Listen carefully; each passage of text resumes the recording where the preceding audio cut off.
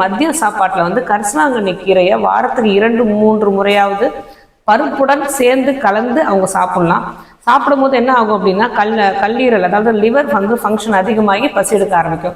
ஒரு சிலருக்கு liver cirrhosis அப்படின்னு சொல்லுவாங்க. லிவர் வந்து வீக்கமாக இருந்தாலும் சரி, லிவர் சிரோசிஸ் இருந்தாலும் சரி, அவங்களாம் என்ன பண்ணலாம் அப்படின்னா சுக்கு, மிளகு, திப்பிலி, ஓமம், இந்து உப்பு, பெருங்காயம், அப்புறம் கருஞ்சீரகம் இது எல்லாத்தையும் தனித்தனியாக வறுத்துட்டு பொடி பண்ணி வச்சுக்கலாம். இதை பொடி பண்ணி வச்சுக்கிட்டு விதவிதப்பான தண்ணியில் அவங்க குடிச்சிக்கிட்டே வரலாம்.